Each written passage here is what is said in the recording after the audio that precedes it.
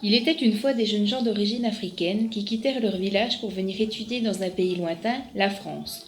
Bien qu'installés dans ce nouveau pays, ces jeunes hommes gardaient au fond de leur cœur la volonté de venir en aide aux populations rurales et d'améliorer leurs conditions de vie. C'est ainsi qu'ils créèrent en mars 2012 l'Association internationale pour le développement rural en Afrique.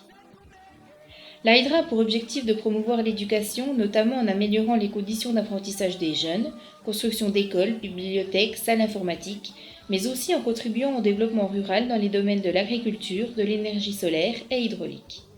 AIDRA est composée d'une équipe dynamique de 8 membres actifs et de nombreux sympathisants. Lancé en 2013 en partenariat avec les autorités locales, le projet vise à construire un centre de santé autonome, électrifié en énergie solaire par Électriciens sans frontières, au village Minkwala, au nord-est du Gabon. Il est associé à 2 activités génératrices de revenus annexes, un véhicule de transport et une unité de briques de terre qui renforceront la viabilité financière du centre. Et maintenant, une petite histoire. Il était une fois dans ce village un petit garçon de 10 ans prénommé Ikomi. Les journées de ce petit garçon étaient bien remplies. Dès le lever du soleil, celui-ci se rendait à la rivière pour aider sa mère à rapporter de l'eau à la maison.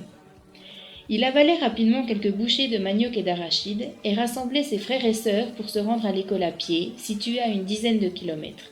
La vigilance était de mise le long du chemin, notamment face aux serpents et à leur mortel venin.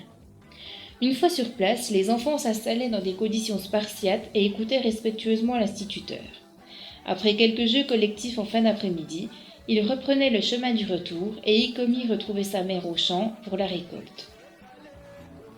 Le soir, après le repas familial, l'apprentissage se poursuivait à la lueur des lampes tempêtes.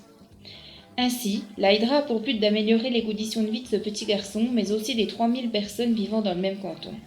Avec la construction d'un centre de santé équipé de 5 lits d'hospitalisation et sous le couvert d'un infirmier mis à disposition par l'État, en lien avec des médecins volontaires, Ikomi et ses proches auront un accès facilité aux soins urgents ou non, aux traitements, aux vaccinations, à différents types de dépistage. Le diabète de son grand-père pourra y être décelé, par exemple, au suivi des grossesses, à diverses campagnes de prévention. De plus, un véhicule de transport assurera la navette plusieurs fois par jour entre les villages et la ville, située à une 50aine de kilomètres. Les frais de transport payés par les villageois permettront d'assurer la viabilité financière du dispensaire. Ainsi, la mère d'Ikomi et les autres femmes pourront se rendre régulièrement au marché en ville pour proposer à la vente leurs récoltes et ainsi améliorer le quotidien de leur famille.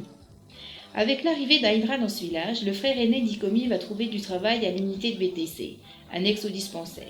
Grâce à un matériel écologique et low-cost qu'est la terre, Ikomi aidera son père à construire une maison en terre afin de sécuriser leur famille. En perspective, les écoles du canton seront électrifiées grâce à un partenariat avec ESF et un réseau d'eau dans le village qui sera élaboré grâce à l'agence de l'eau. Ainsi, grâce à Aïdra, la vie d'Ikomi et des autres villageois a bien évolué à travers 3 grands axes: la santé, l'accès au logement, le développement de l'agriculture.